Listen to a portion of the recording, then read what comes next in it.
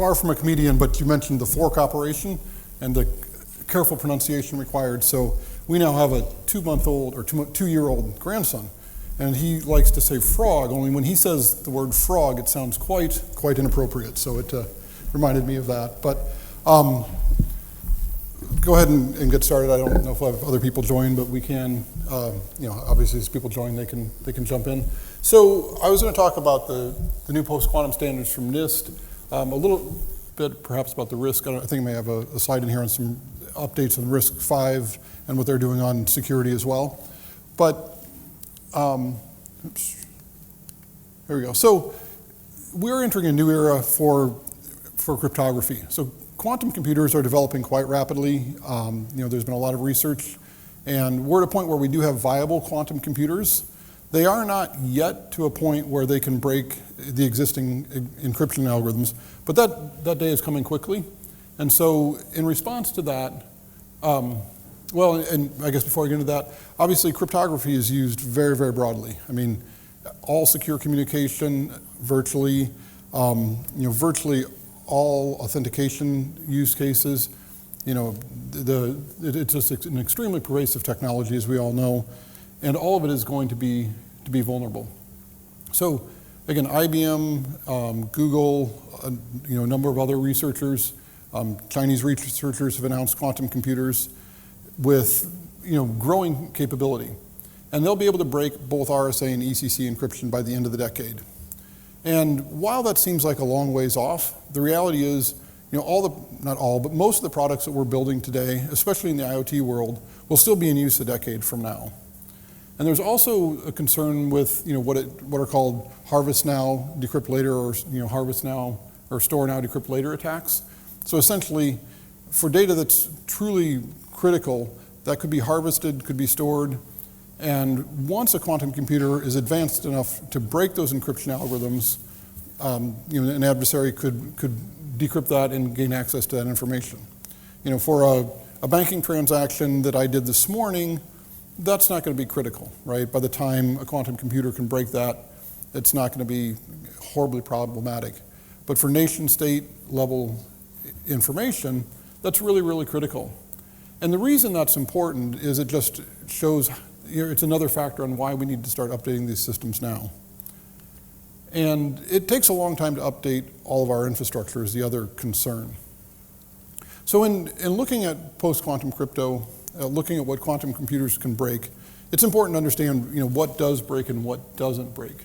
So the real concern is around asymmetric encryption or public key encryption. So anywhere you're using RSA and ECC, those are the algorithms that have to be replaced. So in this context, when we say we're going to break RSA or break ECC, what that really means is that a quantum computer, if it has access to the public key, would be able to derive the private key, which obviously then completely defeats the algorithm. And the other important part of this is we're not necessarily talking about breaking these algorithms in real time, right? If the information can be captured, and it's incredibly important information, an adversary may be willing to invest a month, 2 months, 3 months of compute time to break that connection. So there's different levels of attacks, different time frames, and but again, essentially, it's being able to derive the private key from the public key. Once you can do that, you can decrypt the rest of the session, you can forge signatures, and really completely defeat the crypto systems. And asymmetric encryption or public key encryption, again, it's used for secure communication, document signing, secure boot. Really, almost everywhere encryption is used. And what it really comes down to is that quantum computers, they're not just universally faster computers. Some people think of them that way, but they're computers that are very good at certain use cases. One of the things that they're very good at is factoring large prime numbers, which is how it defeats RSA and ECC. ECC isn't exactly based upon large prime numbers, but the underlying mathematics are similar enough. So symmetric encryption, AES encryption, really isn't impacted largely by post-quantum computer or by quantum computers. So we can continue to use AES, that's not a problem. There is a slight weakening of the algorithm, so if you're using AES, you should be sure to use AES 256, but the underlying standards don't change. And then hashing algorithms really don't break either. There is a new version of SHA hashing, SHA-3, that is used by many of the post-quantum algorithms. And that's used because the algorithms, many of the post-quantum algorithms actually use the same underlying permutation in the encryption algorithms that SHA-3 uses. So it's more efficient to use SHA-3, but SHA-2 is still safe in a post-quantum world. So this just illustrates the point of kind of the timeline and why it's important to start acting now when looking at migrating to post-quantum computers.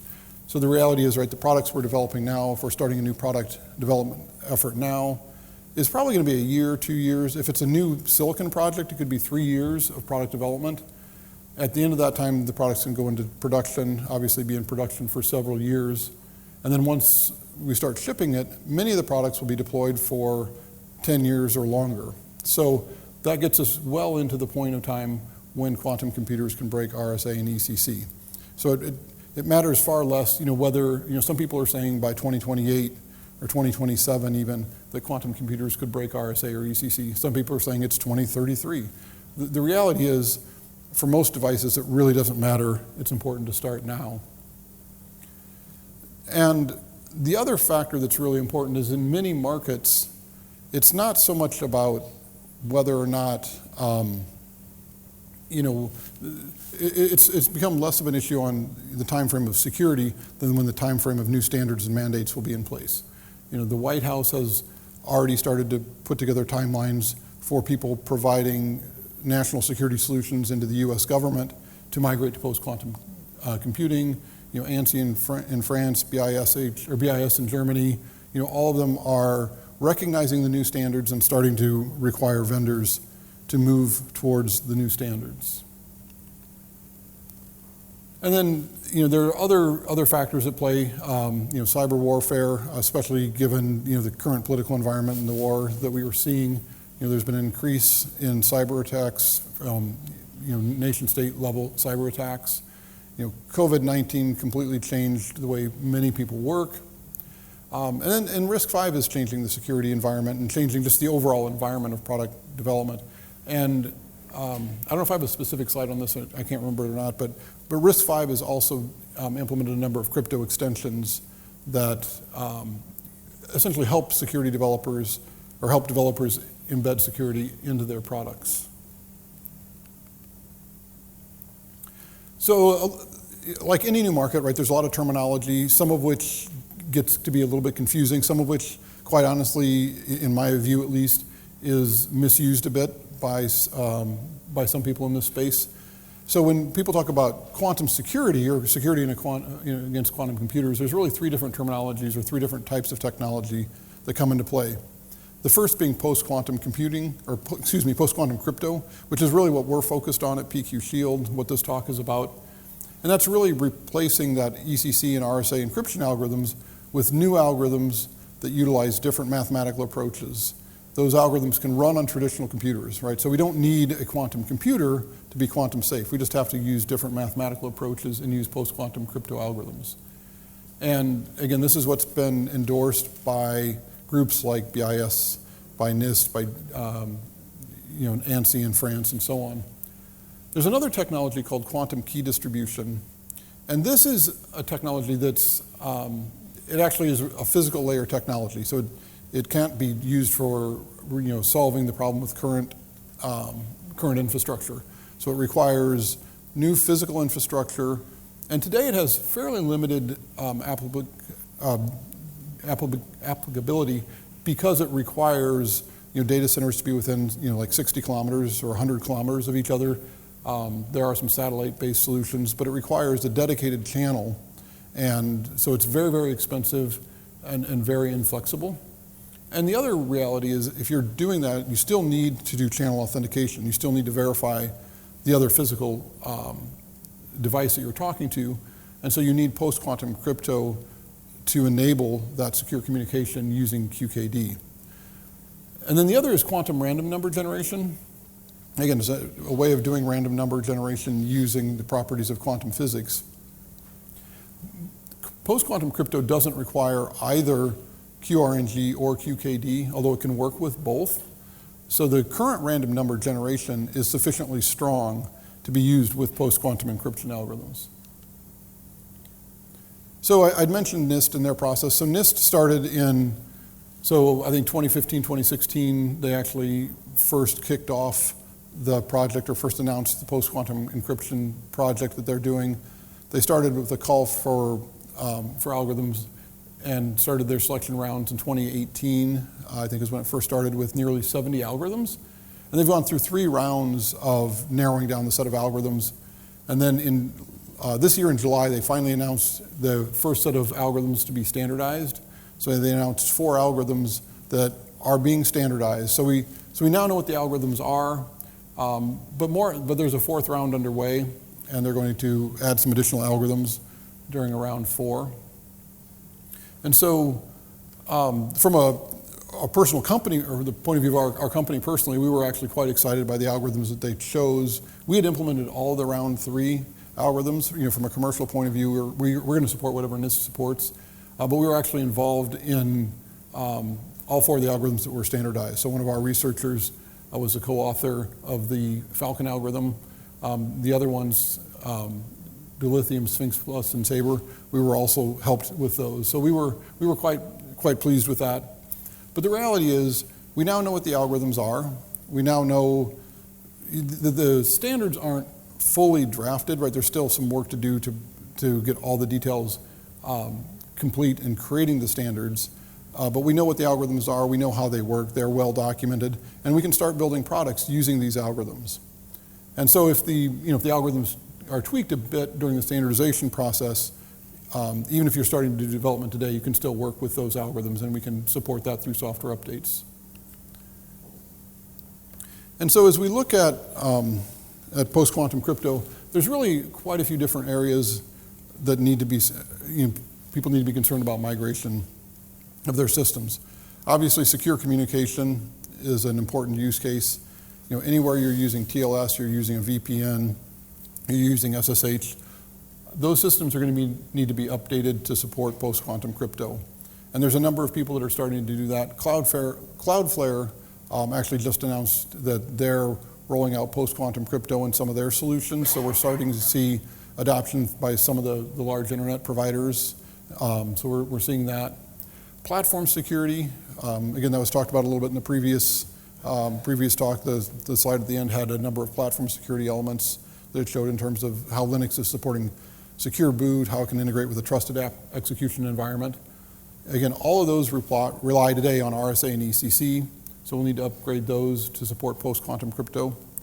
And that's actually, it's interesting as we talk to customers, we see those are kind of the 2 use cases that most people are starting with. Some people are starting with the mindset of implementing a post-quantum secure boot, post-quantum secure firmware updates in their products so they have a foundation for their products going forward, knowing that they can then update their secure communication to post-quantum crypto in 6 months or a year or 2 years, and they can trust it because they know the secure update, the secure boot is quantum safe.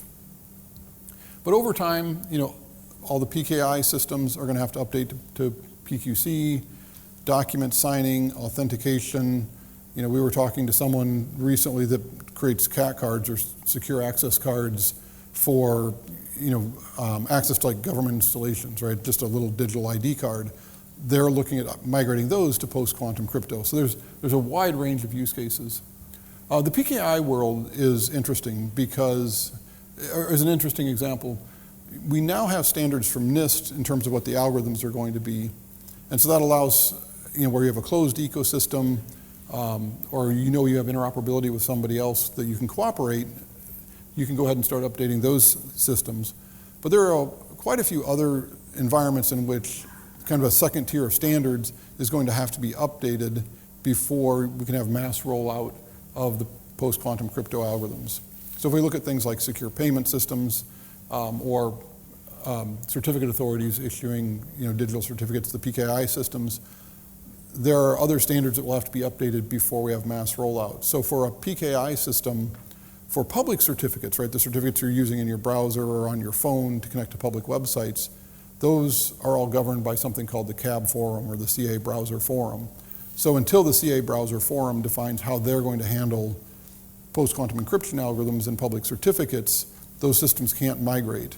But if you're doing PKI for an IoT system where you have your own private root, you can go ahead and update that today. So where we're seeing kind of early adoption of post-quantum crypto is really, again, companies that have long product life cycles and high security risks or high security requirements. So, obviously, defense space, military, aerospace, any environment like that, it's a concern in the nearer term. Utilities, healthcare, all of those are starting to look at it. The time frame varies a little bit, but certainly, the higher the risk, the more quickly people are migrating.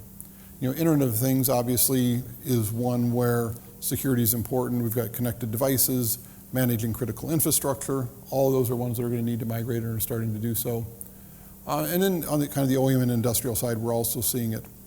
There is interest. There are applications outside of kind of the embedded IoT space.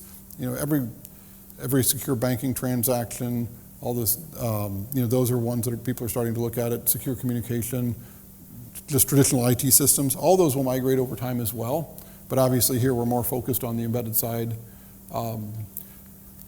Of these, interestingly, semiconductors are, they're building the hardware capability. They're the foundation of these. So they're moving quickly on this in some cases. Automotive is another space where we're seeing a lot of interest. People building connected cars know that security is very, very critical.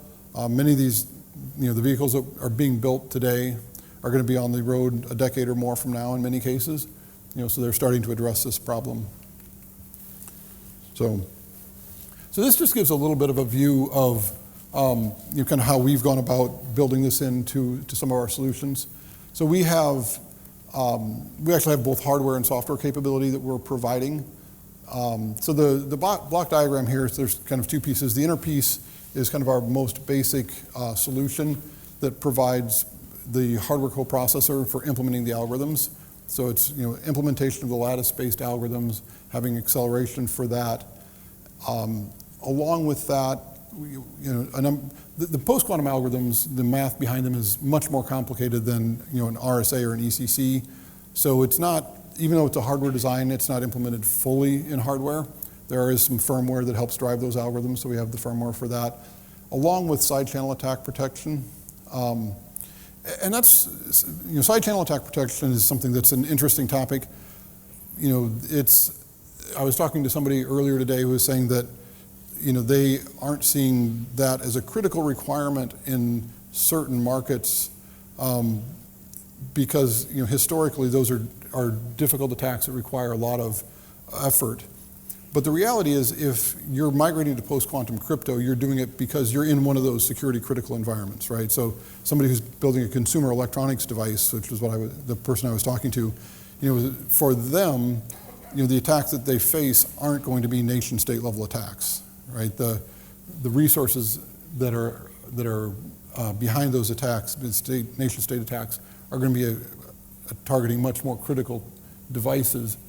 And that's where side channel attack measures become really important. So that's an important capability that we're providing with our solution. And then with kind of our second generation solution is kind of the full block diagram, where we actually are providing a complete subsystem with a RISC-V processor in it. So we've got the capability to provide that as a full solution. Just making it much easier to drop that in and to implement that in your device.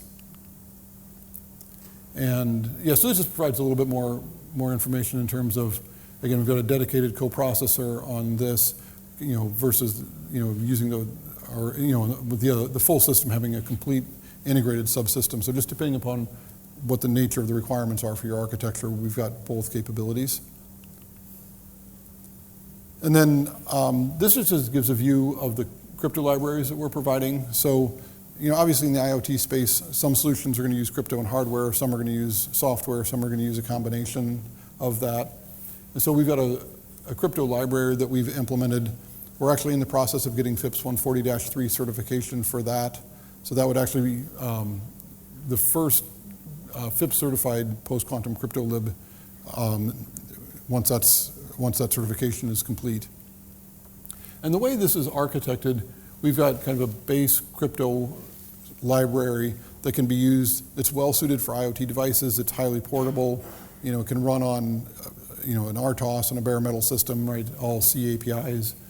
And then we've taken that and integrated around that what we call our PQSDK, which provides integration with things like OpenSSL. So if you're using OpenSSL, it can be used as a plug-in to OpenSSL or an engine for OpenSSL. So it integrates quite easily. And then we've done things like integrate with TLS, integrate with a couple of VPN solutions and things like that. So, and I think that's my last slide. So, the summary, the standards are now defined. We know what they are. We're at a point where we can start implementing. And it really is critical to do so because many of these solutions, it's just going to take a long time to migrate all the crypto systems from where we're at today to the new post-quantum algorithms. So any questions?